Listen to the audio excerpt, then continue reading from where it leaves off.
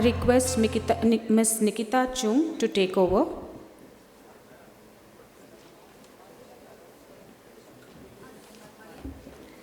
I hope this was a fruitful session for all.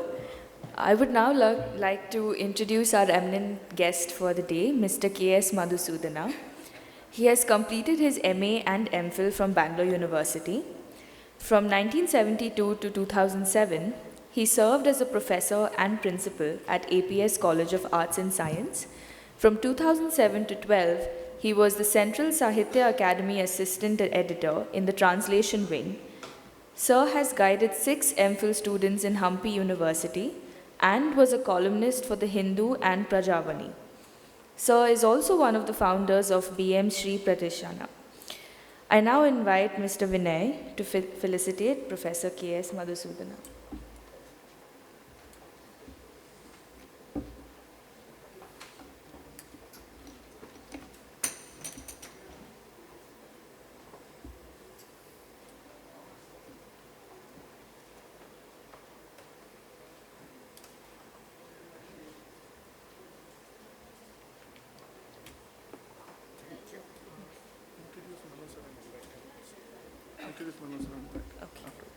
Right now? Okay.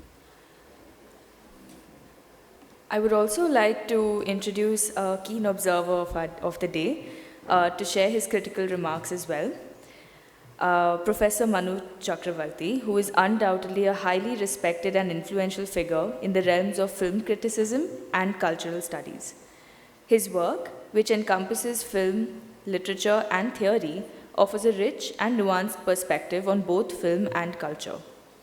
His recognition through prestigious awards such as the Swarna Kamal and the Karnataka Sahitya Akademi Award is a testament to his significant contributions in these fields. Moreover, his role as the chairman of the jury for the K.R. Mohanan Endowment Award at the International Film Festival Kerala speaks to the esteem in which he is held within both academic and industry circles.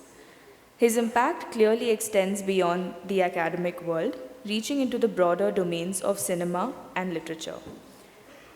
I invite Mr. Jeffin to felicitate Professor Manu Chakravarthy.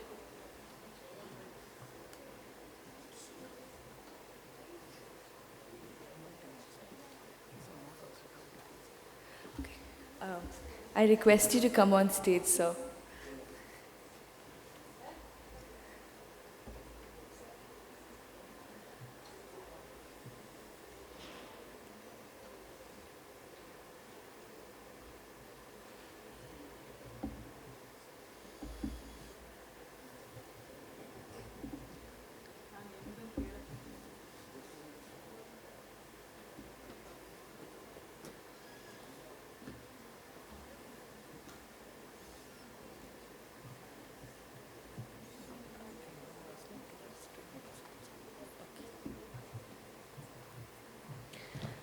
I request Mr. Vinay to felicitate Professor K.S. Madhusudhan.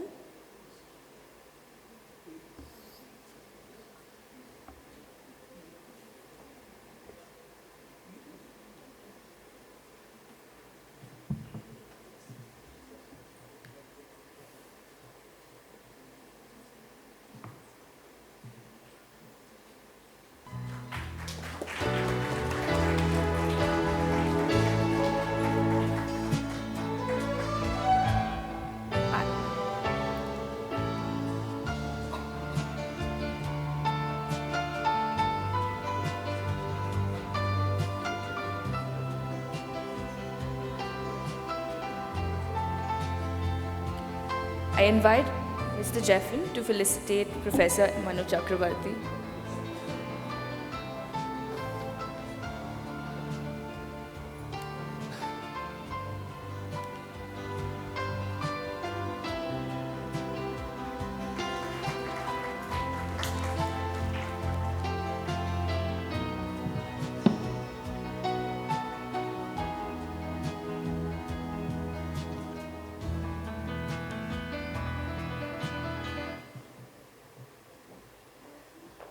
I now request Professor K.S. Madhusudhana to deliver the valedictory address.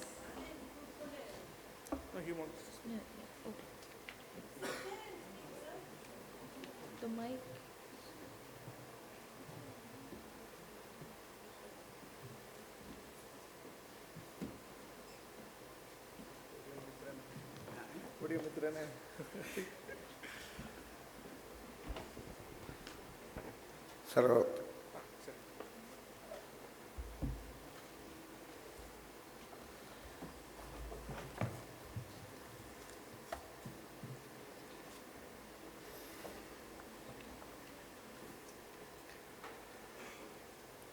ಎಲ್ಲ ವೇದಿಕೆಯ ಮೇಲಿರುವ ವಿದ್ವಾಂಸರಿಗೆ ನಮಸ್ಕಾರ. ನನಗೆ ಕೊಟ್ಟಿದ್ದಂಥ ಕೆಲಸ ಸಮಾರೋಪ ಸಮಾರಂಭದ ಉಪನ್ಯಾಸ. ನಾನು ಯೋಚನೆ ಮಾಡಿದೆ, ಸಮಾರೋಪಗೊಳಿಸಬೇಕಾದ್ರೆ ಆರಂಭದಿಂದ ಹಿಡಿದು ಕೊನೆಯವರೆಗೆ ನಾನು ಇರಬೇಕು. ಇದ್ದು ಆಯಾ ಕ್ಷೇತ್ರಗಳಲ್ಲಿ ಪಾರಂಗತರಾದ ವಿದ್ವಾಂಸರು ಏನೇನು ಹೇಳ್ತಾರೆ ಅದನ್ನೆಲ್ಲ ನಾನು ಕೇಳಿಸ್ಕೋಬೇಕು. ಮತ್ತು ಕೀನೋಟ್ ಅಡ್ರೆಸ್ಸಲ್ಲಿ ಮೇಡಮ್ ಅವರು ನಿರೀಕ್ಷಿಸಿದಂತಹ ಅಂಶಗಳಿಗೆ ಉಳಿದ ಉಪನ್ಯಾಸಕರು ಎಷ್ಟು ದೂರ ಇದ್ದರು, ಎಷ್ಟು ಹತ್ತಿರ ಇದ್ದರು, ಆ ನಿರೀಕ್ಷೆ ಸಫಲವಾಯಿತೆ ವಿಫಲವಾಯಿತೆ ಅಂತ ಹೇಳೋದಕ್ಕೆ ಅನುಕೂಲ ಆಗುತ್ತೆ ಅನ್ನೋ ಕಾರಣದಿಂದ 9:30 ನಾನು ಬಂದೆ. ನೀವೇ ಹೇಳ್ಬೋದು, ಪೂರ್ತಿ ಇದ್ದವರು, ಈ ಸಮಾರಂಭ ಸಂಪೂರ್ಣವಾಗಿ ಸಫಲವಾಗಿದೆ. ಮತ್ತು ಭಾಷಾಂತರಗಳ ಬಗ್ಗೆ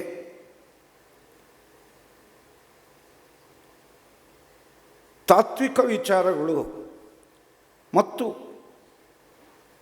ಸ್ವತಃ ಭಾಷಾಂತರ ನಿರತ ಭಾಷಾಂತರಕಾರರು ತಾವು ಭಾಷಾಂತರ ಮಾಡ್ತಕ್ಕಂಥ ಸಂದರ್ಭದಲ್ಲಿ ಮುಖಾಮುಖಿಯಾದಂತಹ ಬಿಕ್ಕಟ್ಟುಗಳನ್ನು ಹೇಗೆ ಪರಿಹರಿಸಿಕೊಂಡರು ಅನ್ನುವ ಸ್ವಾನುಭವವನ್ನು ಅವರು ನಿಮ್ಮ ಮುಂದೆ ಇಟ್ಟಿದ್ದಾರೆ. ನಾನು ಜಡ್ಜ್ ಅಲ್ಲ, ಒಬ್ಬ ಕೇಳುಗನಾಗಿಯೂ ಕೂಡ ಹಲವಾರು ಹೊಸ ವಿಚಾರಗಳನ್ನು, ಅನುವಾದಗಳ ಬಗ್ಗೆ ತಿಳ್ಕೊಳ್ಳೋದಕ್ಕೆ ನನಗೆ ಸಾಧ್ಯ ಆಯಿತು. ಪ್ರೊಫೆಸರ್ ನಾರಾಯಣನವರು ಹೇಳಿದರು, ನಾನು 5 ಕಥೆಗಳನ್ನು ಅನುವಾದ ಮಾಡಿರೋದು ಅಂತ. ನನ್ನನ್ನು ಕುರಿತು ಪರಿಚಯ ಮಾಡುವಾಗ ಸಾಹಿತ್ಯ ಕೇಂದ್ರ ಸಾಹಿತ್ಯ ಅಕಾಡೆಮಿಯಲ್ಲಿ ಭಾಷಾಂತರ ವಿಭಾಗದ ಉಪಸಂಪಾದಕರಾಗಿ 5 ವರ್ಷ ಕೆಲಸ ಮಾಡಿದ್ದಾರೆ ಅಂತ, ನಿವೃತ್ತಿಯ ನಂತರ. ನಿಮಗೆ ಆಶ್ಚರ್ಯ ಆಗ್ಬೋದು, ನಾನು ಒಂದೂ ಟ್ರಾನ್ಸ್ಲೇಷನ್ನು ಮಾಡಿಲ್ಲ.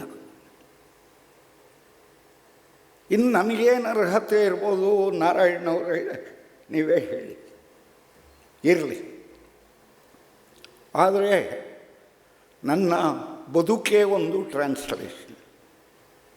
ಯಾತಕ್ಕೋಸ್ಕರ ಅಂದರೆ ನಾನು ಕನ್ನಡದಲ್ಲಿ ವ್ಯವಹಾರ ಮಾಡ್ತೀನಿ, ಬರೀತೀನಿ.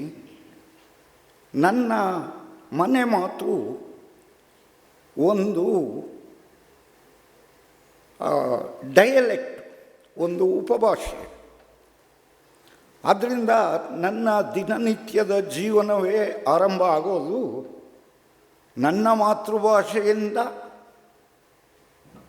ಕನ್ನಡಕ್ಕೆ ಅನುವಾದ ಮಾಡಿಕೊಂಡು ಬದುಕ್ತಾಯಿದ್ದೀನಿ. ಅಂದರೆ ನನ್ನ ಜೀವನವೇ ಒಂದು ಟ್ರಾನ್ಸ್ಲೇಷನ್. ಬಹುಶಃ ಭಾರತದಂತಹ ದೇಶದಲ್ಲಿ ಗಡಿ ಪ್ರದೇಶಗಳಲ್ಲಿ, ಮುಖ್ಯವಾಗಿ ನನ್ನಂಥವನು ಬಂದಿರೋದು ಗಡಿ ಪ್ರದೇಶದಲ್ಲಿ, ತೆಲುಗು, ತಮಿಳು, ಕನ್ನಡ ಮತ್ತು ಇಂಗ್ಲೀಷ್ ವ್ಯವಹಾರದಲ್ಲಿರೋ, ಕನ್ನಡದಲ್ಲಿ ಶುರು ಮಾಡಿ ತೆಲುಗಲ್ಲಿ ಮುಂದುವರಿಸಿ, ತಮಿಳಲ್ಲಿ ಹೊರಬು ಹಾಕಿ, ಇಂಗ್ಲೀಷಿನ ಓಕೆ ಮೂಲಕ ಜಗತ್ತಿನ ಭಾಷಾವಿಜ್ಞಾನಿಗಳಿಗೆ ಒಂದು ಸವಾಲನ್ನು ಹುಟ್ಟಿಸುವ ಗಡಿ ಪ್ರದೇಶದಿಂದ ನಾನು ಬಂದಿದ್ದೇನೆ. ಅದು ಇರಲಿ. ಇಲ್ಲಿ ಕನ್ನಡದ ಸಂದರ್ಭದಲ್ಲಿ ಭಾಷಾಂತರ ಮುಖ್ಯವಾಗಿ ನಾವು ಎಷ್ಟೇ ಹೇಳಿದರೂ ಎರಡು ಭಾಷೆಗಳಿಂದ ಮತ್ತು ಎರಡು ಭಾಷೆಗಳಿಗೆ ಪರಸ್ಪರ ಅನುವಾದ ಮುಖ್ಯವಾಗಿದೆ. ಬೇರೆ ಬೇರೆ ಕಾಲಘಟ್ಟದಲ್ಲಿ ಸಂಸ್ಕೃತದಿಂದ ದೇಶೀಯ ಭಾಷೆಗಳಿಗೆ, ದೇಶೀಯ ಭಾಷೆಗಳಿಂದ ಸಂಸ್ಕೃತಕ್ಕೆ, ಮತ್ತು ದೇಶೀಯ ಭಾಷೆಗಳಿಂದ ಇಂಗ್ಲೀಷಿಗೆ, ಇಂಗ್ಲೀಷಿನಿಂದ ದೇಶೀಯ ಭಾಷೆಗಳಿಗೆ.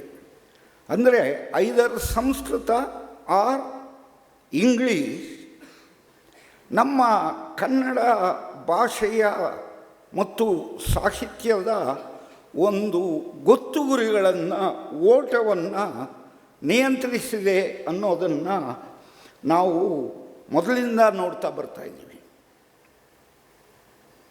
ನೋಡಿ, ಸುಮಾರು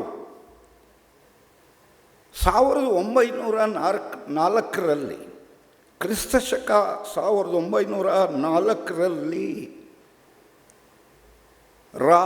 ರಘುನಾಥಾಚಾರ್ಯ, ರಘುನಾಥರಾವ್ ಅಂತಲೂ ಬರೆದಿದ್ದಾರೆ ಅವರು.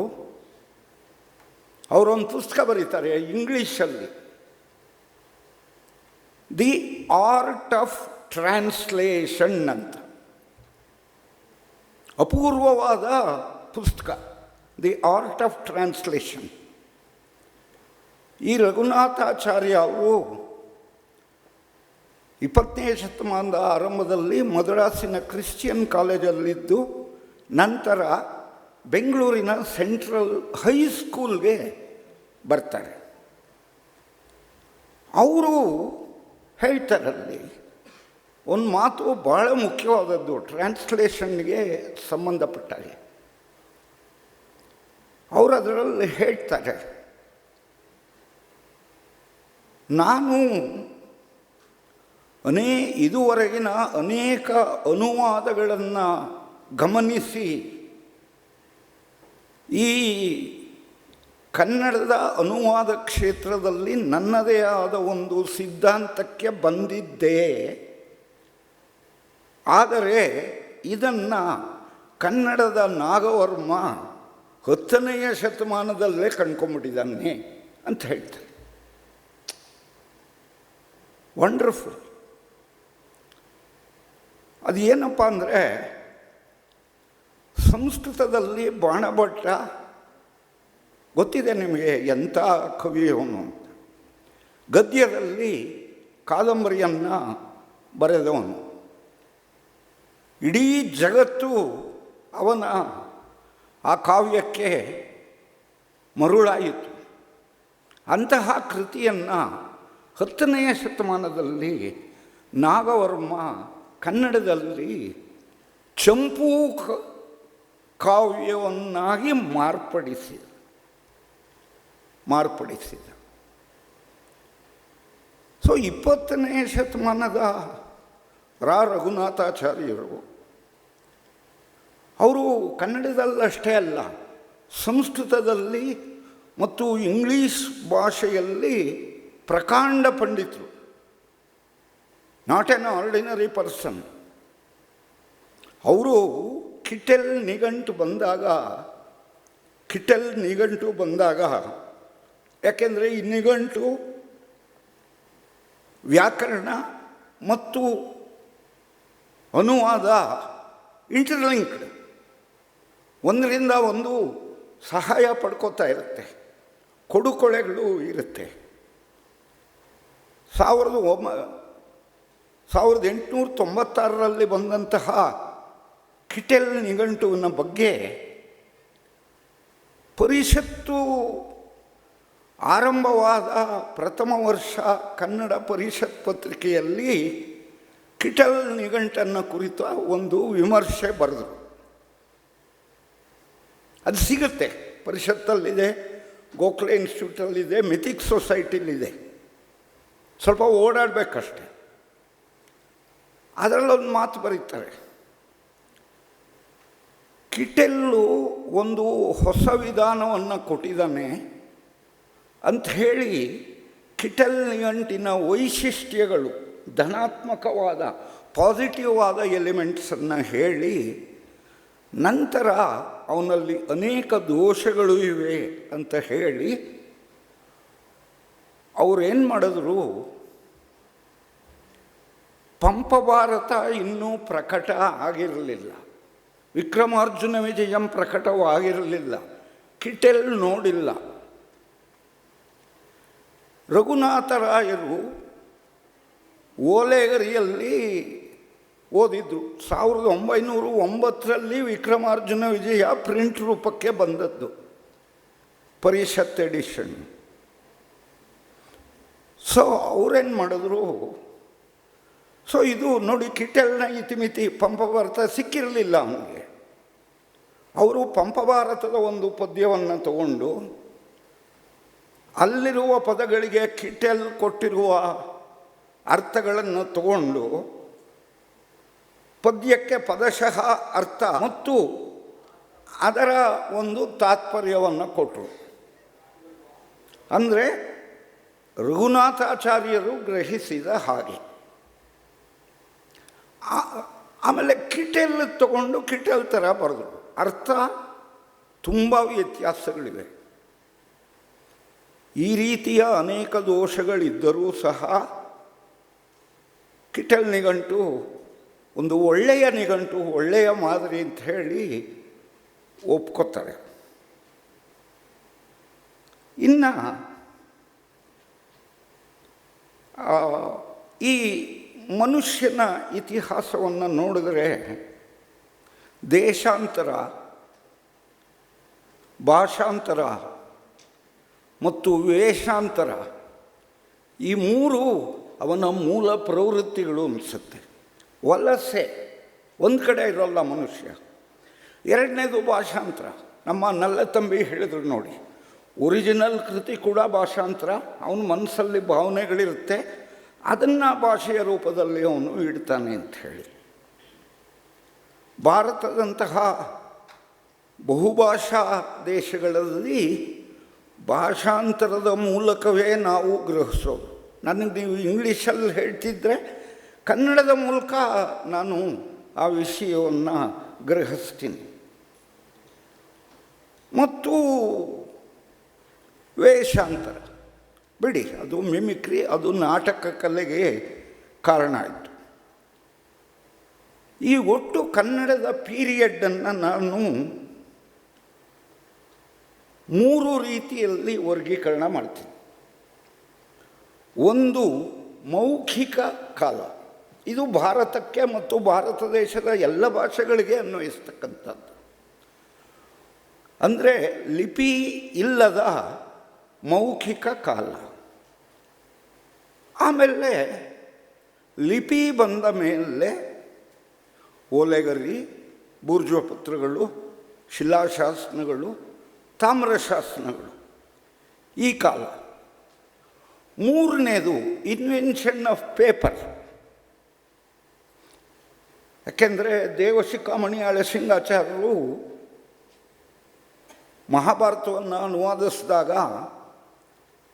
ಆರಂಭದೊಳಗೆ ಓಲೆಗರಿ ಮೇಲೆ ಬರೀತಾ ಇದ್ದರು.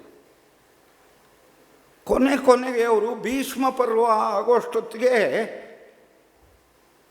ಪೇಪರು ಮತ್ತು ಸ್ಟೀಲ್ ಕಡ್ಡಿ ಅಂತ ಬರೋದು, ಸ್ಟೀಲ್ ಕಡ್ಡಿಗೆ ಬಂದರು. ಓಲೆಗರಿ ಕಂಠದಲ್ಲಿ ಬರೆದ ನಮ್ಮ ದೇವಶಿಖಾಮಣಿ ಹಳೆಸಿಂಗಾಚಾರ್ಯರು ಸ್ಟೀಲ್ ಕಡ್ಡಿಲಿ ಬರೆಯೋ ಕಾಲಕ್ಕೆ ಬಂದರು. ಅಂದರೆ ಲೇಖನ ಸಾಮಗ್ರಿ,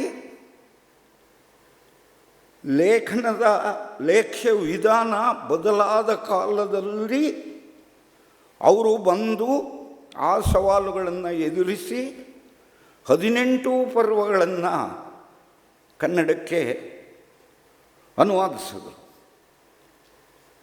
ಮತ್ತು ಈಗ ಈ ಕಾಗದದ ನಂತರದ ಕಾಲ ಡಿಜಿಟಲೈಸ್ಡ್, ಈಗ ಗೂಗಲ್ ಇದೆ.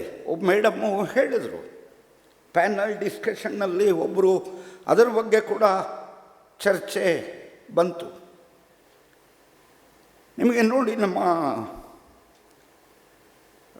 ಸುಕುಮಾರನ್ನ ಮಲಯಾಳಂ ಬಗ್ಗೆ ಮಾತಾಡಿದವರು, ಸುಧಾಕರನ್, ಕ್ಷಮಿಸಿ, ಸುಧಾಕರನ್ ಅವರು ಸುಮಾರು 8,000 ಚಿಲ್ಲರೆ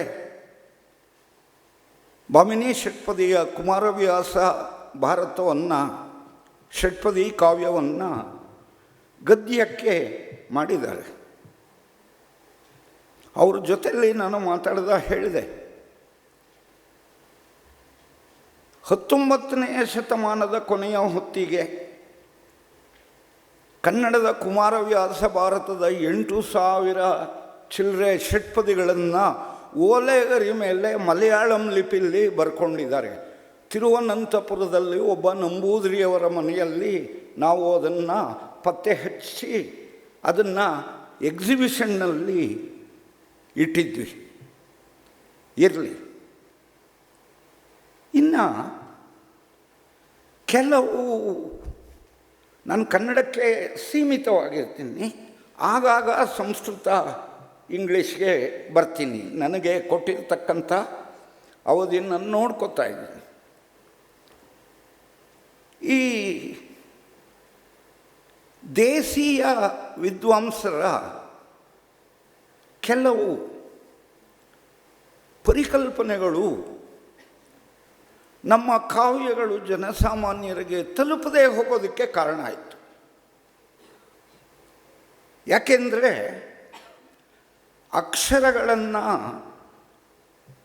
ಅಕ್ಷರಗಳನ್ನು ಛಾಪಿಸತಕ್ಕದ್ದಲ್ಲ ಅನ್ನೋದು ನಮ್ಮವರ ಒಂದು ಬಾಯಿಪಾಠದ ಮೂಲಕಲ್ಲೇ ಹೇಳಬೇಕು. ಛಾಪಿಸತಕ್ಕದ್ದಲ್ಲ ಅಥವಾ ಬರೀಬೇಕು. ನನಗೆ ಆಶ್ಚರ್ಯ ಆಗಿದ್ದು ಅಂದರೆ, ಹರ್ಮನ್ ಗುಂಡರ್ಟ್ ಎಂಬ ಜರ್ಮನಿಯ ವಿದ್ವಾಂಸ ಮಲಯಾಳಂ ಭಾಷೆಯಲ್ಲಿ ಭಾಳ ಕೆಲಸ ಮಾಡಿದ್ದಾರೆ. ಅವರೇನು ಮಾಡಿದ್ರು, ಅವರು ಕನ್ನಡದಲ್ಲಿ ಕೈ ಬರಹದಲ್ಲಿ ಬರೆದಿರುವ ಸುಮಾರು 150 ಪೇಜು ನನ್ನ ಹತ್ರ ಹೇಗೋ ಬಂದು ಸೇರಿಕೊಂಡಿದೆ. ಹರ್ಮನ್ ಗುಂಡರ್ಟ್ ಅವರು ಏನು ಮಾಡಿದ್ರು, ನಮ್ಮ ದೇಶೀಯ ವಿದ್ವಾಂಸರ ಮಾತಿಗೆ ಸಹಮತವನ್ನು ಸೂಚಿಸಿ ಅಕ್ಷರಗಳನ್ನು ಛಾಪಿಸತಕ್ಕದ್ದಲ್ಲ, ಅಂದರೆ ಪ್ರಿಂಟ್ ಮಾಡಬಾರ್ದು ಅನ್ನೋದು, ಈ ಎಲ್ಲ ಕಾರಣಗಳಿಂದಾಗಿ ಹಲವಾರು ಅಮೂಲ್ಯ ಕೃತಿಗಳು ನಮ್ಮಲ್ಲಿ ನಾಶ ಆಗೋದಕ್ಕೆ ಕಾರಣ ಆಗಿದೆ. ಇನ್ನು ಮೋಗ್ಲಿಂಗ್ ಎಂಬ ಒಬ್ಬ ವ್ಯಕ್ತಿ, ಅಫ್ಕೋರ್ಸ್ ಇಲ್ಲಿ ಕಲೋನಿಯಲ್ ಪೀರಿಯಡ್ಡು, ಪೋಸ್ಟ್ ಕಲೋನಿಯಲ್ಲು ಅದು ನಾನು ಇಟ್ಕೊಂಡಿಲ್ಲ, ನನಗೆ ಭಾಳ ಸಮಯ ಕಡಿಮೆ ಇರೋದರಿಂದ. ಮೋಗ್ಲಿಂಗ್ ಎಂಬ ಒಬ್ಬ ವ್ಯಕ್ತಿ ಮೈಸೂರು ರಾಜ್ಯಕ್ಕೆ ಬಂದಾಗ ಅವನು ಉದ್ದೇಶ ಮತಪ್ರಚಾರ. ಆ ಮತಪ್ರಚಾರ ಅವರು ಇಂಗ್ಲೀಷಲ್ಲಿ ಏನು ಮಾಡಿದ್ರು, ಯಾರೂ ಕನ್ವರ್ಟ್ ಆಗಲಿಲ್ಲ. ಒಬ್ಬ ಕೌಂಡಿಣ್ಯ ಅನ್ನೋನು ಒಬ್ಬ ಬಿಟ್ಟು ಯಾತ್ರಿಕನ ಕಥೆಗಳು ಅಂತ ವಾಸುದೇವ ಮೂರ್ತಿ ಸೂಚಿಸಿದ್ರು. ಅದು ಕೌಂಡಿಣ್ಯ ಅನ್ನುವ ಒಬ್ಬ ಬ್ರಾಹ್ಮಣ ಮಾತ್ರ ಮತಾಂತರ ಆಗಿರೋದು ನಮಗೆ ಗೊತ್ತಾಗತ್ತೆ. ಈ ಮೋಗ್ಲಿಂಗ್ ಏನು ಮಾಡ್ದ, ಅವನಿಗೆ ಗೊತ್ತಾಗೋಯ್ತು ನಾವು ಜನರನ್ನು ಕನ್ವರ್ಟ್ ಮಾಡೋಕ್ಕಾಗಲ್ಲ, ಈ ಭಾಷೆ ಕಲಿಬೇಕು. ಈಗ ಎಲ್ಲ ಜರ್ಮನ್ ಮತ್ತು ಬ್ರಿಟಿಷ್ ಪಾದ್ರಿಗಳು ಕನ್ನಡದಲ್ಲಿ ಬರೆಯೋದಕ್ಕೆ ಕಾರಣ ಮತ ಪರಿವರ್ತನೆ. ಅದು ತಪ್ಪೋ ಸರಿಯೋ ಅದು ಬೇರೆ. ಅದಕ್ಕೋಸ್ಕರ ಅವರು ಕನ್ನಡವನ್ನು ಕಲಿಸ್ಬೇಕಾಯಿತು. ಆದ್ದರಿಂದ ಗ್ರಾಮರು, ಡಿಕ್ಷನರಿ ಮತ್ತು ಟ್ರಾನ್ಸ್ಲೇಷನ್ ಕೆಲಸಗಳನ್ನು ಅವರು ಕೈಗೊಂಡರು. ಈ ಕಿಟೆಲ್ ಮುಂತಾದವರು ಏನು ಮಾಡಿದ್ರು ಅಂದರೆ, ಆ ಚರ್ಚಿಂದ ವಿರೋಧ ಬಂದಾಗ ಇವ್ರ ಬಗ್ಗೆ ಆ ಕ್ರಿಶ್ಚಿಯಾನಿಟಿನ ಬಿಟ್ಬಿಟ್ಟು ಅವರು ಶುದ್ಧ ಸಾಹಿತ್ಯದ ಸೇವೆಯಲ್ಲಿ ತೊಡಗಿದ್ರು. ಈ ಥರವೂ ಆಗಿದೆ. ಈ ಮೋಗ್ಲಿಂಗ್ ಮಾತ್ರ ಯಾಕೆ ಮೋಗ್ಲಿಂಗ್ ಹೇಳ್ತಾ ಇದ್ದೀನಿ ಅಂದರೆ, ಈ ಮೋಗ್ಲಿಂಗು ನಿಷ್ಠಾವಂತ ಕ್ರಿಶ್ಚಿಯನ್. ಏನಾದರೂ ಮಾಡಿ ಕನ್ನಡದಲ್ಲಿ ಕ್ರಿಶ್ಚಿಯನ್ ಸಾಹಿತ್ಯವನ್ನು ತರಬೇಕು ಅಂದ್ಬಿಟ್ಟು ಅವನೇನು ಮಾಡ್ದ, ಇಂಗ್ಲೀಷಲ್ಲಿ ಆಗಲಿಲ್ಲ, ಅವನು ಕೊಟ್ಟಿದ್ದಂಥ ಬಂಗ್ಲೆ ಬಿಟ್ಬಿಟ್ಟು ಹಳ್ಳಿಗಳಲ್ಲಿ ಗುಡಿಸಲುಗಳು ಹಾಕ್ಕೊಂಡು ವಾಸಿಸುವುದರ ಜೊತೆಗೆ ಹಳ್ಳಿಗಳಲ್ಲಿ ಮೇಷ್ಟ್ರುಗಳು, ಶಾನ್ಭೋಗರು, ಅವರು ಸ್ವಲ್ಪ ಶಿಕ್ಷಣವನ್ನು ಪಡೆದಂಥವರಾಗಿರ್ತಿದ್ರು, ಅವ್ರ ಜೊತೆ ಒಳಗೆ ಸಂಪರ್ಕವನ್ನು ಇಟ್ಕೊಂಡ.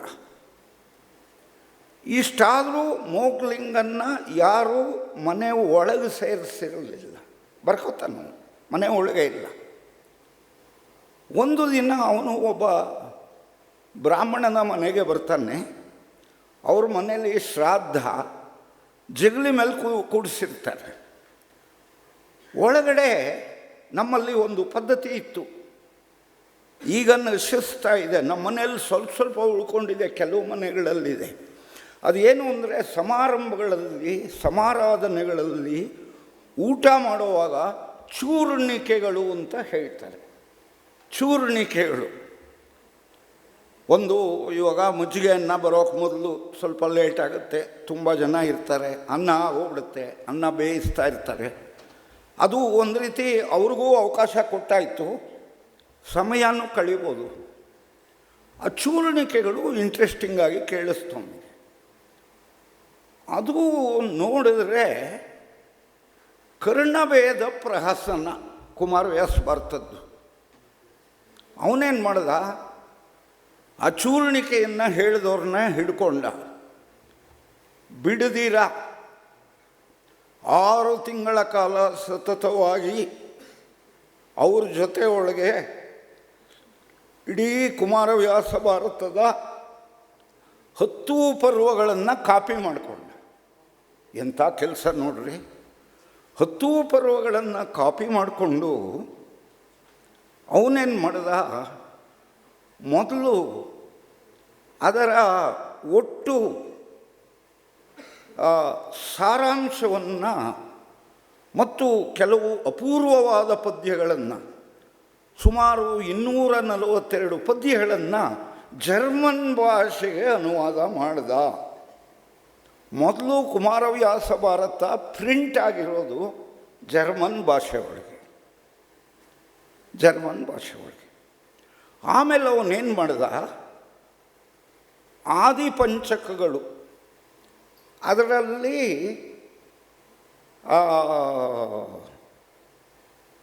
ಉದ್ಯೋಗ ಪರ್ವ ಬಿಟ್ಟು ಆದಿಪಂಚಕ ಅಂದರೆ 4 ಪರ್ವಗಳನ್ನು 1840ರಲ್ಲಿ ಪ್ರಕಟಿಸಿದ. ಇನ್ನು 6 ಪರ್ವಗಳನ್ನು ಪತ್ತೆ ಹಚ್ಚಿದ್ದೀನಿ. ಇದೆ ಗಣಕ ಸಾಹಿತ್ಯ ಪರಿಷತ್ತಿನ ನರಸಿಂಹಮೂರ್ತಿಯವರು, ನಾವು ಕಷ್ಟಪಟ್ಟು ಅದನ್ನು ಪತ್ತೆ ಹಚ್ಚಿದ್ದೀವಿ. ಯಾಕೆ ಅಂದರೆ ಅನೇಕ ಪಾಠಾಂತರಗಳ ಸಮಸ್ಯೆ ಬಂದಾಗ ನಮಗೆ ಮೋಗ್ಲಿಂಗ್ ಹೆಲ್ಪ್ ಮಾಡ್ತಾನೆ. ಉದಾಹರಣೆಗೆ ಹೇಳ್ತೀನಿ ನೋಡಿ. ಒಂದು ವೇದ ಪಾರಾಯಣದ ಫಲ, ಗಂಗಾದಿ ತೀರ್ಥ ಸ್ನಾನ ಫಲ ಎನ್ನುವ ಒಂದು ಪದ್ಯ, ಅದು ಕಾವ್ಯ ಪ್ರಯೋಜನ ಮತ್ತು ಕಾವ್ಯ ಫಲ ಎರಡರಲ್ಲೂ ಬರುತ್ತೆ. ಅದು ಆರಂಭದಲ್ಲಿ ಬರುತ್ತೆ. ಮತ್ತು ಅಚ್ಚಾದ ಎಲ್ಲ ಕುಮಾರವ್ಯಾಸ ಭಾರತಗಳಲ್ಲಿ 2 ಕಡೆ ಇದೆ. ಅದು ಕೊನೆಯಲ್ಲೂ ಬರುತ್ತೆ. ಕವಿ ಒಂದೇ ಕಡೆ ಬರೆದಿರೋದಕ್ಕೆ ಸಾಧ್ಯ. ಹೇಗೆ ಅಂದರೆ ಮೋಗ್ಲಿಂಗ್ ಎಡಿಷನ್ನಲ್ಲಿ ಇಲ್ಲ, ಅದು ಲಾಸ್ಟ್ ಒಳಗೆ ಮೋಗ್ಲಿಂಗ್ ಎಡಿಷನ್ನಲ್ಲಿ ಇಲ್ಲ. ನಮ್ಮ ಭಾರತೀಯರಿಗೆ ಅವೆಲ್ಲ ಮುಖ್ಯ ಆಗುತ್ತೆ. ವೇದ ಪಾರಾಯಣದ ಫಲ ಅವನು ಅದರ ಪ್ಲೇಸಿಂಗನ್ನು ಕರೆಕ್ಟಾಗಿ ಕೊಟ್ಟಿದ್ದಾನೆ. ಅವನ ಉದ್ದೇಶ ಏನಾದರೂ ಇರಲಿ, ಅವನ ಕೆಲಸ ನೋಡಿ ನಿಷ್ಠೆಯಿಂದ ಮಾಡಿದ್ದಾನೆ. ಇನ್ನು 2 ಸಂಗತಿಗಳು. ಒಂದು ಅನುಭವಾಮೃತ ಅನ್ನುವ ಕೃತಿಯನ್ನು ಕುರಿತ ಒಂದು ವಿಚಾರ, ಇನ್ನೊಂದು ನಾಗವರ್ಮನ ಕರ್ನಾಟಕ ಭಾಷಾಭೂಷಣ. ಈ ನಾಗವರ್ಮ ಮೊದಲನೆಯ ನಾಗವರ್ಮ, ಛಂದೋಂಬುದಿಯನ್ನು ಬರೆದವನು. ಅವನು ಕರ್ನಾಟಕ ಭಾಷಾಭೂಷಣಂ ಅಂತ ಹೇಳಿ ಕನ್ನಡ ವ್ಯಾಕರಣವನ್ನು ಬರೆದ. ಆದರೆ ಸಂಸ್ಕೃತದಲ್ಲಿ ಬರೆದಿದ್ದಾನೆ. ನೋಡಿ, 10ನೇ ಶತಮಾನದಲ್ಲಿ ಕನ್ನಡದ ಒಬ್ಬ ಕವಿ ಕನ್ನಡದ ವ್ಯಾಕರಣ ಗ್ರಂಥವನ್ನು, ಅದು ಶಾಸ್ತ್ರ ಗ್ರಂಥವನ್ನು, ಕಾವ್ಯ ಅಲ್ಲ, ಸಂಸ್ಕೃತದಲ್ಲಿ ಬರೆದಿದ್ದಾನೆ ಅಂದರೆ ಬಹುಶಃ ಆ ಕಾಲದಲ್ಲಿ ಕನ್ನಡ ಭಾಷೆಯಲ್ಲಿ ಇರುವ ಶಾಸ್ತ್ರ ಗ್ರಂಥಗಳು ಒಂದು ಎಲ್ಲರ ಒಂದು ಗಮನಕ್ಕೆ ಬಂದು ಚರ್ಚೆಗಳು ನಡೀತಾ ಇದ್ವು ಅಂತ ಹೇಳಿ ನನಗೆ ಅನಿಸುತ್ತೆ. ಯಾತಕ್ಕೋಸ್ಕರ ಅಂದರೆ ಇದಕ್ಕೆ ಪೂರಕವಾಗಿ ತಮಿಳಿನಲ್ಲಿ ನನಗದರ ಹೇಗೆ ಉಚ್ಚಾರಣೆ ಮಾಡಬೇಕು ಗೊತ್ತಿಲ್ಲ, ಯಾಪ್ಪರಿಕಲಂಗರಗೈ ಅಂತ, ಯಾಪ್ಪರಿಕಲಂಗರಿಗೈ ಅಂತ 7ನೇ ಶತಮಾನದ ಒಂದು ಅಲಂಕಾರದ ಶಾಸ್ತ್ರದ ಗ್ರಂಥ ಇದೆ, ಯಾಪ್ಪರಿಕಲಂಗಿರೈ ಅಂತ. ಅದರ ಮೇಲೆ ಕನ್ನಡ ಶಾಸ್ತ್ರಕಾರರ ಪ್ರಭಾವ ಇದೆ ಅನ್ನುವ ಬಗ್ಗೆ ವಿದ್ವಾಂಸರು ಚರ್ಚೆ ಮಾಡಿದ್ದಾರೆ. ಹಾಗೆಯೇ ಅದರ ಹಿನ್ನೆಲೆಯಲ್ಲಿ ನಮ್ಮ ವಸ್ತು ವಿಷಯದ ಒಳಗೇನೆ ಮೇಡಮ್ ಪ್ರಸ್ತಾಪಿಸಿದಂತಹ ನೆತ್ತಮನಾಡಿ ಭಾನುಮತಿ ಸೋಲ್ತೊಡೆ ಸೋಲಮನ್ಯುವುದೆಂದು ಕಾಡುತ್ತೀರೆ ಲಂಬಣಂ ಪರಿಯೇ ಮುತ್ತಿನ ಕೇಡನೆ ನೋಡಿ ನೋಡಿ ಬಳ್ಕುತ್ತೀರೆ ಏವಮಿಲ್ಲದೆ ಇವನು ಒಪ್ಪುದೋ ಪೇಳಿಂ ಎಂಬ ಭೂಪೋತ್ತಮನಂ ಬಿಸುಟ್ಟು ಈರದೆ ನಿಮ್ಮೊಳೆ ಪೊಕ್ಕೊಡೆ ಬೇಡನಲ್ಲನೆ ಎನ್ನುವ ಒಂದು ಪದ್ಯ. ಇದು ವ್ಯಾಸಭಾರತದಲ್ಲಿ ಇಲ್ಲದೇ ಇರುವ ಪ್ರಸಂಗ. ಇದು ಸತ್ಯಂತಪ ಎನ್ನುವ ಒಬ್ಬ ಋಷಿಗಳ ಪ್ರಸಂಗ ಬರುತ್ತೆ. ವ್ಯಾಸರಲ್ಲಿ ಬರೋದಿಲ್ಲ ಸತ್ಯಂತಪರ ಪ್ರಸಂಗ ಮತ್ತು ಭಾನುಮತಿ ನೆತ್ತವನ್ನು ಆಡಿದ ಪ್ರಸಂಗ. ಅದು ದುರ್ಯೋಧನ ಮತ್ತು ಕರ್ಣರು ಕಾಡಿಗೆ ಹೋದಾಗ ಒಂದು ಋಷ್ಯಾಶ್ರಮವನ್ನು ನೋಡಿ ಸತ್ಯಂತಪರ ಆಶ್ರಮಕ್ಕೆ ಹೋಗ್ತಾರೆ. ಅವ್ರ ಹತ್ರ ಒಂದೇ ಪೀಠ ಇರುತ್ತೆ. ಆ ಪೀಠನ ಅವ್ರೇನು ಮಾಡ್ತಾರೆ, ಬಾ ಕರ್ಣ ಕೂತ್ಕೊ ಅಂತ ಕರ್ಣನಿಗೆ ಕೊಡ್ತಾರೆ, ದುರ್ಯೋಧನನಿಗೆ ಕೊಡೋಲ್ಲ. ದುರ್ಯೋಧನನಿಗೆ ಕಸಿವಿಸಿ ಆಗತ್ತೆ. ಆಮೇಲೆ ಕರ್ಣ ಹೋದ್ಮೇಲೆ ಸತ್ಯಂತಪರಿಗೆ ಕೇಳ್ತಾನೆ, ನಾನು ರಾಜ, ಅವನು ಸೇವಕ, ಸೂತಪುತ್ರ, ನೀವು ಅವನಿಗೆ ಪೀಠವನ್ನು ಯಾಕೆ ಕೊಟ್ರಿ ಎಂದಾಗ ಅವನು ಹೇಳ್ತಾನೆ, ಇಲ್ಲ, ನಿಜವಾಗಿಯೂ ರಾಜ ಕರ್ಣ ಅಂತ ಹೇಳ್ತಾನೆ. ಆಗ ದುರ್ಯೋಧನ ಮುಳ್ಳೊಳೆ ಪಾಟಿಸುವೆನ್ನಂತ ತೀರ್ಮಾನಕ್ಕೆ ಬರ್ತಾನೆ.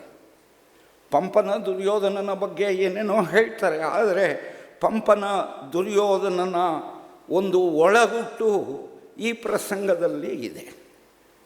ಈ ಪ್ರಸಂಗ ಗೌರೀಶ್ ಕಾಯ್ಕಿಣಿಯವರು ಶಿವರಾಮ್ ಕಾರಂತರಿಗೆ ಬರೆದಂಥ ಒಂದು ಪತ್ರದೊಳಗೆ, ಅದು ಪ್ರಕಟ ಆಗಿತ್ತು ಪ್ರಜಾವಾಣಿಯಲ್ಲಿ, 1968 ಪ್ರಕಟ ಆಯಿತು ಪ್ರಜಾವಾಣಿಯಲ್ಲಿ. ಅದರೊಳಗೆ ಅವರು ಗೌರೀಶ್ ಕಾಯ್ಕಿಣಿಯವರು ಬಹಳ ದೊಡ್ಡ ಸ್ಕಾಲರು, ಶಿವರಾಮ್ ಕಾರಂತರು ಅವರಿಗೆ ಭಾಳ ಮರ್ಯಾದೆ ಕೊಡೋರು. ಪೆರುಂದೇವನಾರ್ ಎನ್ನುವ ಒಬ್ಬ ತಮಿಳು ಕವಿ ವಿಲ್ಲುಪುತ್ತುಂ ಭಾರತಂ ಅಂತ ಒಂದು ಬರೆದಿದ್ದಾನೆ. ಅದರಲ್ಲಿ ಈ ಸತ್ಯಂತಪರ ಪ್ರಸಂಗ ಮತ್ತು ನೆತ್ತವನ್ನಾಡುವ ಪ್ರಸಂಗ ಬರುತ್ತೆ ಕಾರಂತರೆ. ಆದರೆ ನನ್ನ ಗಮನಕ್ಕೆ ಬಂದ ಹಾಗೆ ತಮಿಳಿನ ಒಂದು ಓರಿಯೆಂಟಲಿಸ್ಟ್ರು ಅದನ್ನು 8ನೇ ಶತಮಾನ ಅಂತಾರೆ. ಆದರೆ ಅದು ನನ್ನ ಪ್ರಕಾರ, ಮತ್ತು ನಾನು ತಮಿಳಿನ ದೊಡ್ಡ ವಿದ್ವಾಂಸರನ್ನು ಕೇಳಿದಾಗ 11ನೇ ಶತಮಾನದ್ದು ಅಂತ ಹೇಳಿ, ಪಂಪನ ಪ್ರಭಾವ ಪೆರುಂದೇವನಾರ ಮೇಲೆ ಇದೆ ಅಂತ ಹೇಳಿ ಆ ಪ್ರಜಾವಾಣಿ ಸಂಚಿಕೆಯಲ್ಲಿ ನಾನು ಓದಿದ್ದೇನೆ. ಅದು ಎಲ್ಲೋ ಒಂದು ಕಡೆ ಕಟ್ಟಿಂಗನ್ನು ಇಟ್ಕೊಂಡಿರ್ತಕ್ಕಂಥದ್ದು ಉಂಟು. ಇನ್ನು ಅನುಭವಾಮೃತಂ ವಿಚಾರ. ಅನುಭವಾಮೃತ ಎನ್ನುವುದು ಕ್ರಿಸ್ತಶಕ 1650ರಲ್ಲಿ ಮಹಲಿಂಗರಂಗ ಎಂಬ ಅದ್ವೈತಿ ಬ್ರಾಹ್ಮಣ ಬರೆದ ಕೃತಿ, ಕನ್ನಡದಲ್ಲಿ ಬರೆದ ಕೃತಿ. ಶಂಕರರು ನಿರೂಪಿಸಿರುವ ಅದ್ವೈತ ತತ್ವವನ್ನು ಅನುಭವಾಮೃತ ಅಂತ ಬರೆದ. ನನಗೆ ಆಶ್ಚರ್ಯ ಏನು ಅಂದರೆ, ಬಹುಶಃ ನಮ್ಮ ದಕ್ಷಿಣ ಭಾರತದಲ್ಲಿ ಯಾವ ಧಾರ್ಮಿಕ ಗ್ರಂಥವೂ ಅಷ್ಟು ಪಾಪ್ಯುಲರ್ ಆಗಿಲ್ಲ. ಮಹಲಿಂಗರಂಗನ ಅನುಭವ ಅಮೃತ 33 ಸಲ ರೀಪ್ರಿಂಟ್ ಆಗಿದೆ. ಪ್ರಿಂಟಿಂಗ್ ಬಂದ ಮೇಲೆ 33 ಲಾಸ್ಟ್ ಇಯರ್ ಬಂತು ಒಂದು ಅನುಭವ ಅಮೃತ. ಅದಕ್ಕೆ ಕಾರಣ ಏನು ಅಂದರೆ, ಕವಿ ಹೇಳ್ತಾನಲ್ಲಿ, ಸುಲಿದ ಬಾಳೆಯ ಹಣ್ಣಿನಂದದಿ, ಕಳೆದ ಸಿಗುರಿನ ಕಬ್ಬಿನಂದದಿ, ಅಳಿದ ಹಾಲಿನ ಉಷ್ಣದಂದದಿ, ಸರಳವಹ ಕನ್ನಡದೊಳು ಪೇಳುವೆನ್ ಅಂತ ಹೇಳ್ದ. ಅಲ್ಲಿಗೆ ನಿಲ್ಲಿಸಲಿಲ್ಲ, ಇನ್ನು ಒಂದು ಚೂರ್ಣ ಸೇರಿಸ್ದ, ಸಂಸ್ಕೃತದೊಳು ಇನ್ನೇನು ಅಂದ. ಸಂಸ್ಕೃತದೊಳು ಇನ್ನೇನು ಅಂದ. ನನಗೆ ಆಶ್ಚರ್ಯ ಆಗೋದು, 1650ರಲ್ಲಿ ಡೇಟೆಡ್ ಅದು, ಅದರ ಡೇಟು ಖಚಿತವಾಗಿ ಗೊತ್ತು. 1675ಕ್ಕೆ ಸಂಸ್ಕೃತಕ್ಕೆ ಅನುವಾದ ಆಗೋಯ್ತದು. It was so popular. 1675 25 ವರ್ಷಗಳಲ್ಲಿ ಸಂಸ್ಕೃತಕ್ಕೆ ಅನುವಾದ ಆಗೋಯ್ತು. ಆ ಪದ್ಯನೂ ಅನುವಾದ ಆಗಿದೆ, ಸಂಸ್ಕೃತದೊಳು ಇನ್ನೇನು ಅನ್ನೋದನ್ನು ಅನುವಾದ ಮಾಡಿದರು.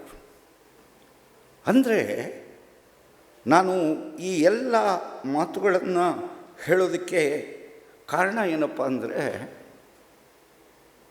ಭಾಷಾಂತರ ಅನ್ನಿ, ಅನುವಾದ ಅನ್ನಿ, ತರ್ಜುಮೆ ಅನ್ನಿ, ಮತ್ತು ಇತ್ತೀಚೆಗೆ ನಾವು ಸುಲಭ ಮಾಡ್ಕೊಂಡಿದ್ದೀವಿ. ಇಂಗ್ಲೀಷ್ಗೆ ಅನುವಾದ ಆದರೆ ಆಂಗ್ಲೀಕರಣ, ದೇಶ ಭಾಷೆಗಳಿಗೆ ಅನುವಾದ ಆದರೆ ಕನ್ನಡೀಕರಣ, ತಮಿಳೀಕರಣ, ಮಲಯಾಳೀಕರಣ, ತೆಲುಗೀಕರಣ, ಸುಲಭ ಕನ್ನಡಿಸು ಇಸು ಸೇರಿಸ್ಬಿಡ್ತಕ್ಕಂಥದ್ದು. ಒಳ್ಳೆಯದೇ ಅದು. ನೀವು ಹೆಸರು ಏನಾದರೂ ಕರೀರಿ, ಈ ಭಾಷಾಂತರ ಎನ್ನುವುದು ಬಹುಶಃ ಯುರೋಪಲ್ಲಿ ಎಷ್ಟು ಬಂದಿದೆಯೋ ನನಗೆ ಗೊತ್ತಿಲ್ಲ. ಮತ್ತು ಪ್ರೊಫೆಸರ್ ನಾರಾಯಣ್ ಅವರು ಹೇಳಿದ್ದು ನನಗೆ ಭಾಳ ಸಂತೋಷನೂ ಆಯಿತು, ದುಃಖನೂ ಆಯಿತು. ಲಾಸ್ಟ್ ಡಿಸೆಂಬರಲ್ಲಿ ಬಂತು ಮಲೆಗಳಲ್ಲಿ ಮದುಮಗಳು ಅನುವಾದ. KM ಶ್ರೀನಿವಾಸಯ್ಯಗೌಡರು ಮಾಡಿದ್ರು, ಅದು ಕಂಪ್ಲೀಟ್ ಆಗಲಿಲ್ಲ. 1966ರಲ್ಲಿ ಮಲೆಗಳಲ್ಲಿ ಮದುಮಗಳು ಬಂತು. 67ರಲ್ಲಿ ಇಂಗ್ಲೀಷ್ಗೆ ಅನುವಾದ ಆಗಿದ್ದಿದ್ದರೆ ನೊಬೆಲ್ ಪ್ರೈಸ್ ಗ್ಯಾರಂಟಿ. ಕಾರಾಂತರ ಎಷ್ಟೋ ಕೃತಿಗಳು ಅಷ್ಟೆ. ಇದು ಕನ್ನಡಿಗರ ದೌರ್ಭಾಗ್ಯ. ಆದರೆ ನಾನು ಡಿ ವಿ ಜಿಯವರ ಒಂದು ಮಾತನ್ನು ಪುಷ್ಟೀಕರಿಸ್ತೀನಿ. ಪ್ರಶಸ್ತಿಗಳಿಗೋಸ್ಕರ ಯಾರೂ ಬರೆಯೋಲ್ಲ. ಪ್ರಶಸ್ತಿ ಬಂದಿದೆ ಅಂತ ಒಂದು ಪುಸ್ತಕದ ಬೆಲೆ ಹೆಚ್ಚಾಗಲ್ಲ. ಒಂದು 3-4 ಗಂಟೆಗಳ ಕಾಲ ಹೇಳುವಷ್ಟು ಸರಕನ್ನು ನಾನು ಇಲ್ಲಿ ಇಟ್ಕೊಂಡಿದ್ದೀನಿ. ನನಗೆ ಗೊತ್ತು 20-25 ನಿಮಿಷದಲ್ಲಿ ಮುಗಿಸ್ಬೇಕಾಗತ್ತೆ ಅಂತ. ಅದಕ್ಕೂ ಸಿದ್ಧನಾಗಿ ಬಂದಿದ್ದೆ. ತಾಳ್ಮೆಯಿಂದ ಈ ಕೊನೆಯ ಕ್ಷಣದ ಮಾತುಗಳನ್ನು ಕೇಳಿಸಿಕೊಳ್ಳುವ ಸಹನೆಯನ್ನು ತೋರಿದ್ದೀರಿ. ನಮಸ್ಕಾರ.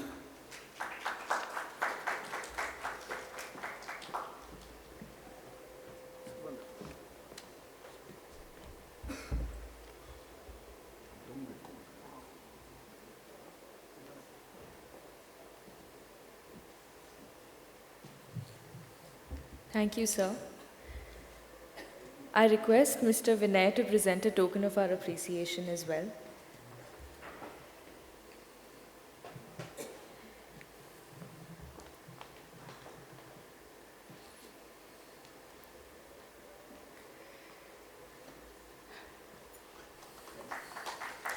I now invite Professor Manu Chakravarthy to give his critical remarks on the symposium.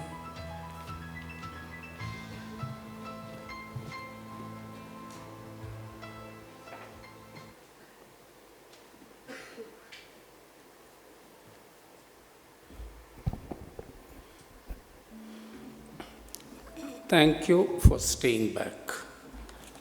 Now this is another translation that a 45-minute talk will be reduced to 10 minutes. So it's a temporal translation.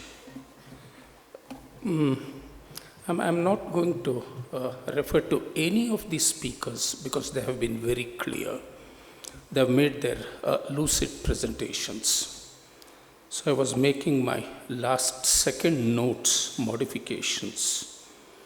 In fact, I will try to make a presentation that would touch upon whatever has been said, beginning with the inaugural address, a very distinguished scholarly presentation by Professor Sumitra Bai, and the voluminous, exhaustive journey that Professor Madhusudan made, and some very important statements made by Ramantali, Nallatambi, Narayan, and others. I tried to conceptualize everything through two foundational texts thinkers who have written on translation. In my opinion, having gone through a lot of work on translation, these two thinkers and their works have not been surpassed. And they're going to remain foundational texts until, hopefully, another text emerges. Not likely. One is George Steiner's After Babel. After Babel draws from the Genesis, the book of Genesis. It's, see how there were references to politics of translation. It's not just the politics of translation, but the politics of human activity, of language. In the story is only one language is spoken, single language, and they try to build a pyramid-like structure. And look at the relationship between politics, mythology, translation, and languages. So God from above looks down and says, this is going to be destructive. They're going to overthrow. This will be the hubris, arrogance, pride of human beings that they speak, as it's been happening in India the last 15 years in particular. Single language, single nation, which means a single center of power and authority. So the Genesis has it, supposed to be a religious text, And all holy books from Christianity, from Judaism, from Islam to the other religions have this great vision. There was talk of text not being written. The Quran initially was not to be written at all. These were all oral text, Shruti Vakyas, to be heard. God's word cannot be recorded. But of course, we read all holy books only through translation, through the written text. That apart. So what happens is God creates plurality of languages, cosmos of languages, and people start fighting, dividing. They spread all over. The Tower of Babel therefore remains incomplete and shall always remain incomplete. This is after Babel. Translate it into a historical event. 1498, look at the two invasions. One is a territorial invasion. Christopher Columbus sets out. 1498, and you know this story of colonization, of imperialism, of journey, physical journey. If Columbus created this geographical imperialism, literally, at the same time, a very distinguished grammarian, Spanish grammarian called Antonio Nebrija, 1498, the first standard book of grammar in the Castilian languages, carries this book, Grammatica Castellana, goes to Queen Isabella and says, I have written a standard book of grammar. Your Majesty, when people speak multiple languages, we don't understand all those languages. So they may even be trying to overthrow the kingdom, monarchy. They may be plotting, they may be conspirators. So we must make people speak only one language so that the position of supremacy, aristocracy, monarchy, the king, the ruler, or the prime minister, they will understand whatever is said. So he says, pass this ordinance that there will be no multiplicity of languages. This is the politics of language, politics of translation, and the politics of dictatorship, fascism. And therefore, multiple languages, Steiner, borrowing from the Genesis, argues that plurality, democracy, of multiple powers of imagination, creativity, to imagine, to create different futures, different cultures, they have to be built around an infinite number of languages. And therefore, to find a language, to discover a language is to discover a new cosmos, a new imagination. This is what students of translation of language and students of film studies can understand when they watch Werner Herzog's film.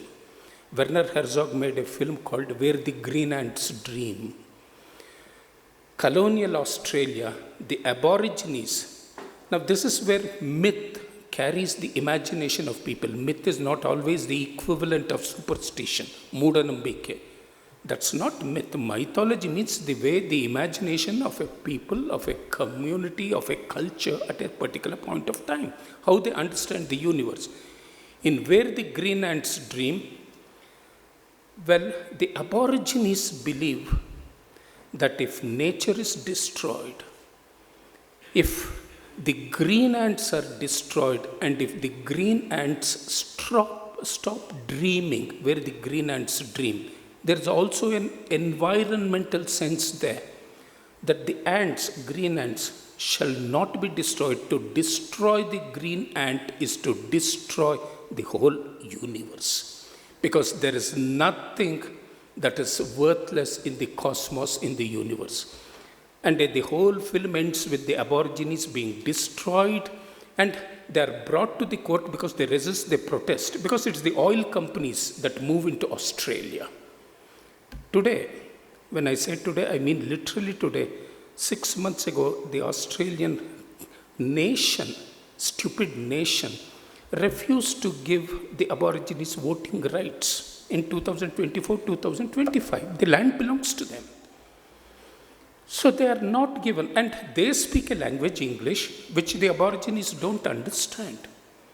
So to destroy languages is the equivalent of destroying cultures, humanity, those who speak alien tongues. And this is the after Babel. And therefore, Steiner continues and says, language always becomes obsolete, fossilized. They lead to cliches, hackneyed phrases. So we must keep recharging a language, because languages are not invulnerable. They are very vulnerable. Languages get paralyzed. And therefore, the death of a language is the death of a cosmos. So we must ignite. We must create an explosion of a language and therefore continue to recharge. And so when you read, the next argument is, go back to the Mahabharata, go back to the earliest texts available, go to the Greeks, go to Homer, Aeschylus. The dimensions of suffering, human dimensions, remain the same. There is something eternal about human suffering, about human life. So no text becomes an outmoded text. No text written, shall we say, 40,000 years ago, 50,000 years ago, we will not date it. The earliest available text is still a text that helps us look at ourselves in those texts. Whether it's Duryodhana or Karna or Sita or Draupadi or any of the European characters, we begin to see those characters in relation to our own agonies, our own suffering, our own misery. And therefore, though a text is rooted in its space and time, the text journeys through, travels through. We need to translate that. And therefore, to go through a language is to capture all the knowledge and the wisdom of the past. When you take up a text, when you take up the Talmud or the Quran or any of the other texts, the Bible, you're recovering a whole scheme, universe of knowledge, which we cannot lose. So there is this diachronic structure, which means pick up any language, and that language is also knowledge. So translation also means recovering knowledge and translating it, renewing it. So there is a reincarnation. The argument, therefore, is we don't read a text. This is very important, because today we have stopped reading texts. We only impose, bombard texts with theory, not realizing that there are thousands and thousands of theoretical positions that emerge from the text. So we need to look at the world through the text, not understand the text through the world. A proper reading of the text will take us to the whole world, because the text is embedded in a particular historical frame. And therefore, translation means it is a new kind of imitation. And the expression used is, it's a paradoxical expression. It's an original imitation, which means you have an original text, source text, Mula Patya, and when you translate it, you're recreating it. But it's also mimesis, imitation. I'll stop here. The second thinker, I will end with this and make a reference to one of the great texts of world literature that Professor Madhusudan referred to at the end. I will come to it at the end, because I've just done a very exhaustive review of the text. The second is one of the most phenomenal thinkers, Paul Ricoeur. Paul Ricoeur has this book on translation. And for Paul Ricoeur, translation means phenomenology. It's a very complex thing, translation. Phenomenology, hermeneutics, psychoanalysis, and ontology. Paul Ricoeur has many essays, many works, but I will just make a reference to one. It's called On Translation. He uses two categories. All our translators, all those who speak, beginning with a very, very scholarly presentation by Dr. Subhitra Bai. And look at the kind of information Professor Madhusudhan gave. I'm trying to conceptualize all that. One is Ricoeur says, French, Paul Ricoeur. He says there are two categories of language of translation. One is what he calls the linguistic paradigm. The linguistic paradigm means the relation between words and meaning. I'll repeat it again. The relation between words and meaning within one language, ಒಂದು ಭಾಷೆಯೊಳಗಿರುವ ಅರ್ಥ, between words. And so when you look at this, there was a reference, Rekha made a reference to Bhartrhari, Spotavada. When does a sentence, so in his text, great text, Vakyapadiya, Vakya, Pada, Vakyapadiya. Vakya is the sentence, Pada is the word. When does meaning take place? Where does meaning explode? Spota, Spotavada. How does meaning emerge? And therefore, that's the linguistic paradigm. Words combine, come together, sentence is formed, but is it the whole sentence? Is it one word? It's a combination of words. There is something mysterious about it. So he talks of linguistic paradigm, which means the meaning within a language, but linguistic paradigm also means the meanings between languages. Because one language moves into another language, moves from one territory into another territory. The second category is, that's not just enough. Languages don't communicate on their own. Samskrita does not talk to Hindi. Hindi does not talk to Kannada or Tamil. You need the human agency. So he calls it the ontological paradigm. The ontological paradigm means how one human being or a group of human beings communicate with another. Transaction, artha. What does artha mean?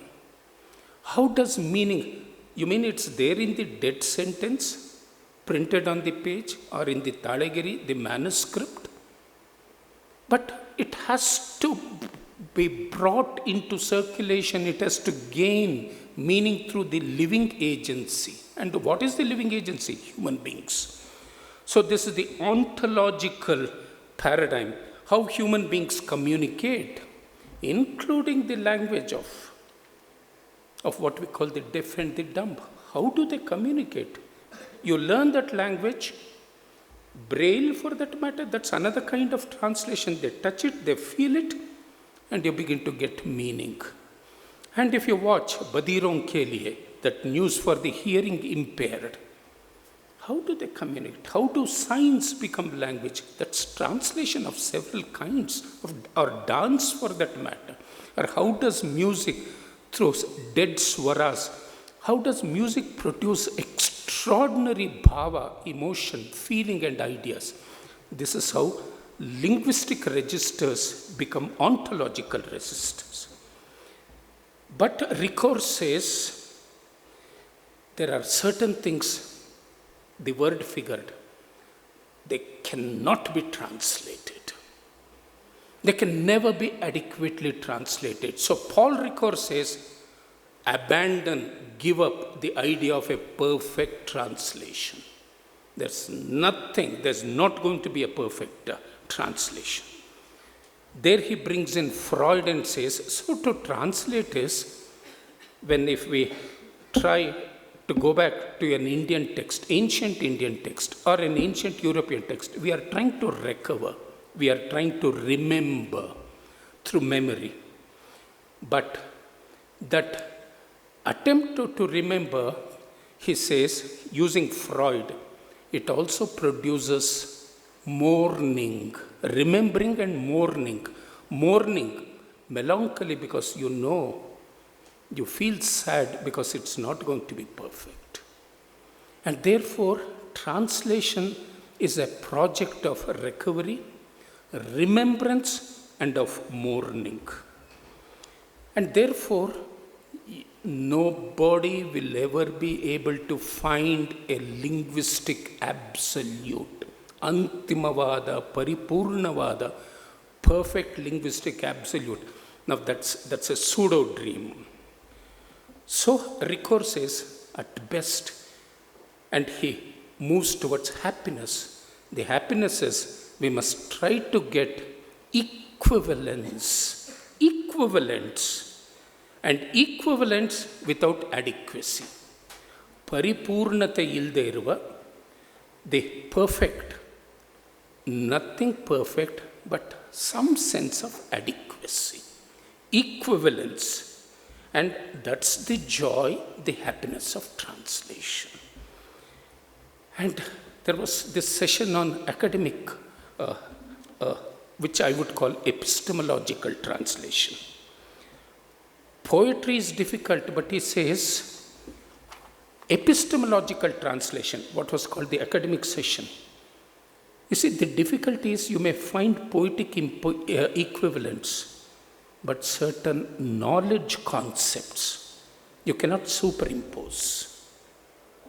You cannot, because a word, if you take the word Dasein in German, Astitva, being, whatever, it carries a whole, one word, science, philosophy, carries centuries of knowledge. It may be a single word. You must recover those centuries of knowledge. Worldview, the German words. How are you going to get it? Zeitgeist, German words. The use of a single word, it undergoes transformation, but we only end up trying to get, and eventually we end up finding equivalence. And Ricoeur says, when two languages meet, when systems of knowledge meet, look at that beautiful expression. He says, two languages must find some meaning through a third non-existent text. So a language that has not existed so far, now that non-existent text, where is the evidence? There is no evidence. If you ask Sudhakaran Ramantali or Nallatambi or Narayanan or whoever, where did it come from? You will not be able to provide evidence. Now there is something like an eruption. It is something like gestalt. It happens. And therefore, we must accept deficiencies. We must be happy with the deficiencies and find happiness. To reverse the statement, eventually we must find happiness through recovery, through mourning. And therefore, he says all religious texts. Ricoeur was an extraordinary scholar steeped in the religious tradition. If you want to fight politics, let us say communal politics, look at what the bishop told this man, how to treat people. How to treat migrants? Are they terrorists? Bishop Boudet from the Episcopal Church, when this man took over as the President of the United States, to use holy books not to create communalism, not to create hatred, but even the translation of religious texts when you interpret the Quran. This is what Maulana Wahiduddin Khan does. This is what Ziauddin Sardar does. They do it with the Quran. People should do it with Hindu texts, with Judaic texts. That's why the great Jewish scholars, they come to a Judaic expression, Hebrew expression. And one of the great Jewish scholars, Israel is a dirty land, but has produced extraordinary thinkers, Zionism. Yeshayahu Leibowitz was one of the great thinkers within the Judaic tradition. Astronomer, mathematician, and a scholar in the Judaic tradition. Yeshayahu Leibowitz. He talks of one statement, Judaic statement, Lashon Hara. Lashon Hara is in the Hebrew.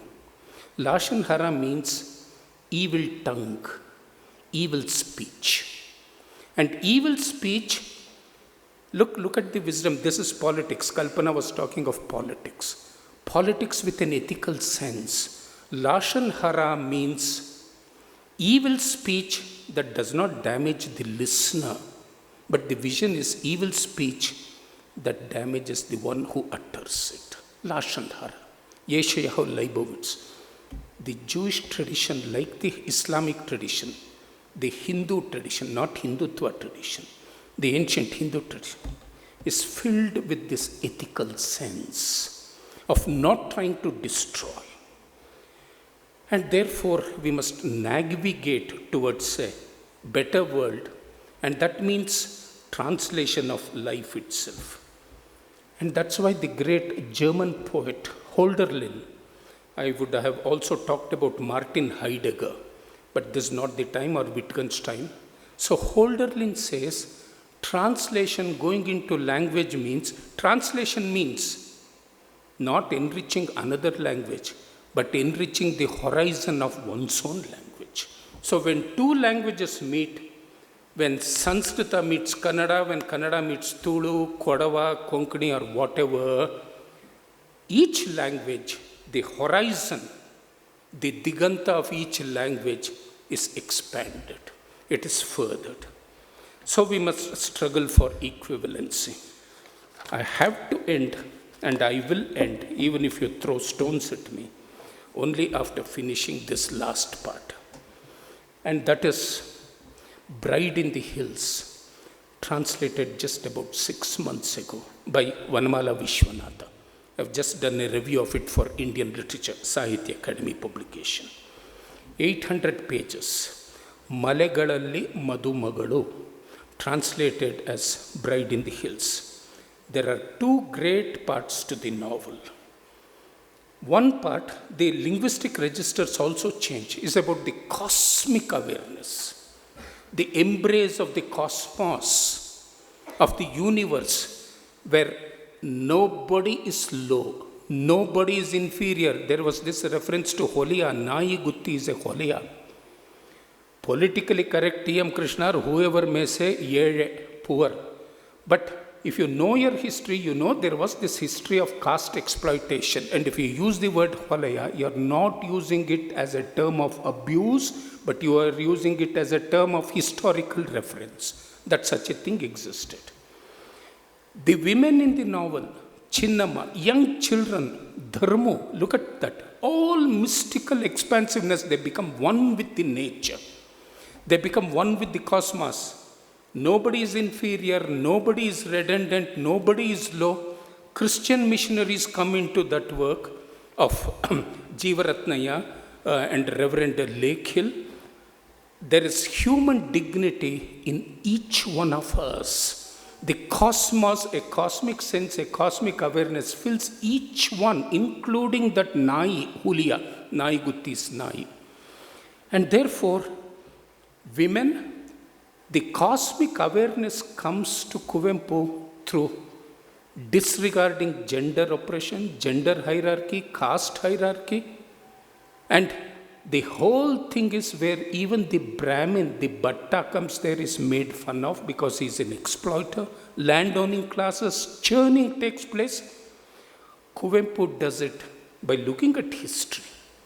The cosmic awareness is not the antithesis of history.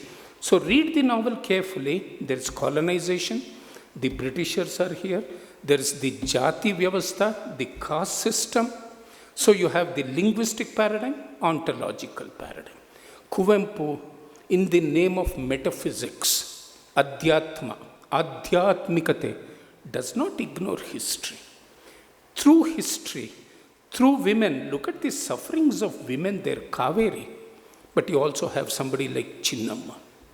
You have somebody like Mukundaya and that lovely innocent child, almost Jesus-like Dharmu. So out of history, Kuvempu creates, and Vanamala does a magnificent job there when she touches this. But there are difficulties. The difficulties, as Professor Madhusudan pointed out, dialects. How do you capture the dialects, the proverbs of people speaking in Kannada? It's not even standard Kannada. There are the tribals, there are the untouchables, there are many other communities. So the dialects create a problem. What do we do with the dialects?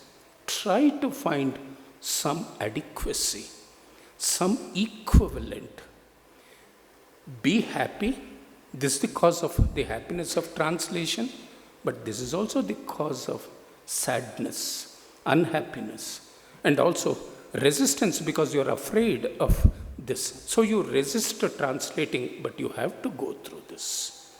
And therefore, we end with this whole notion that when you take up translation, you are not going to create this illusion that you are going to come up with a very perfect translation, because there is no language that is perfect. Thank you.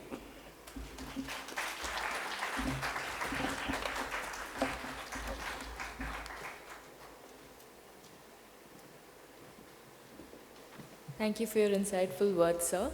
I now invite Mr. Jeffin to give the vote of thanks. My cheerful greetings to all. On behalf of the English department, I extend my heartfelt gratitude to the Sahitya Academy for the collaboration, which has greatly contributed to the intellectual depth and success of this symposium. Special thanks to Mr. Chandrasekhar Raju for welcoming the gathering and setting the context this morning. My sincere gratitude to Dr. Sumitra Bai for delivering the keynote address, highlighting the crucial role of translation in retaining our cultural and linguistic histories. I also like to express my sincere thanks to our beloved principal, Dr. Charles Lasrado SJ, for his presence and unwavering support and encouragement in all our endeavors. A special word of gratitude to Father Joel Fernandez SJ, the finance officer, for his consistent support. Our sincere appreciation extends to Mr. Raj Sadhwani, Registrar, for his guidance, and to Vice Principals Dr. Ruxana Anjum and Dr. Venu Joy for their constant support and motivation. We had 3 enriching sessions today focusing on the significance of translations and how translations can be perceived through different lenses. The space of non-literary translations, academic translations in contemporary times. Thanks to all the panelists for your valuable contribution and sharing your insights. Sincere thanks to Madhusudan sir for delivering the valedictory address and also sharing your experiences in translation. A special thanks to Manu sir for your critical remarks. Your inputs have brought the ideas together, conceptualized it, and offers a new critical perspective. And you are also referring to the relevant text to help us understand. Thank you very much. Heartfelt gratitude and appreciation to Mr. Vinay Kambipura, Head, Department of English, for your guidance, as well as his thoughtful suggestions played a huge role in the success of this event. Sincere thanks and congratulations to Neeti Roy, the convener, for her meticulous planning, strategic networking, and collaboration with Sahitya Academy. We are also grateful to Dr. Raja Ram, the former head of the Department of English, for his insightful guidance and recommendations. The department explored live translations, which I see a novel idea and a key highlight of this symposium. I thank the staff members for the live translation and moderating the sessions. A heartfelt thanks to all the members of the department, Mr. Thomas, Ms. Vijishanti, Ms. Divya, Ms. Nikita, Mr. David, Dr. Diana, Ms. Aruna, and Ms. Marina for their dedication and tireless contribution to the event success. A special thanks to the BA coordinator, Anjali, and her team, as well as all the student volunteers for their exceptional assistance and flawless arrangements. Sincere thanks to all the participants for your active engagement and thoughtful contribution throughout the session. And most importantly, thank you for your patience throughout the session. A special acknowledgement goes to Mr. Abhishek for the design and the media coverage, Mr. Reggie and his team for the arrangements at the venue. Thanks to Mr. Sama and Rajkumar for the technical assistance. We are also grateful to Ms. Malini and Ms. Vilma for their continued support. Special thanks to Mr. Whittle and his team for the delightful lunch and refreshments provided for all the participants. Once again, we express our heartfelt gratitude to everyone. Your support has been instrumental in making the symposium a meaningful and enriching experience. Thanks again. Have a pleasant evening. Yeah, a special thanks to Suresh Kumar, the program officer. Thank you very much, sir. Yes.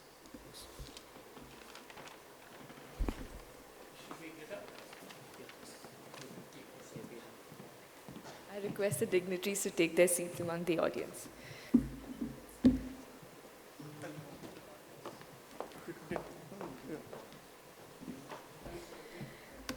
With this, we close the symposium on translations. Thank you for your patience and contribution and for being such a lovely audience. On that note, I would also like to make a few announcements. Participants may receive the OOD at the registration desk. Please sign the attendance sheet at the registration desk while leaving and fill in the feedback form, which will be sent on the WhatsApp group. Please note, certificates will only be given once the attendance sheet has been signed. I would also like to announce that our media team has created an after movie with glimpses of all the sessions which took place today. I kindly request you to watch it. The video will also be shared on the WhatsApp group.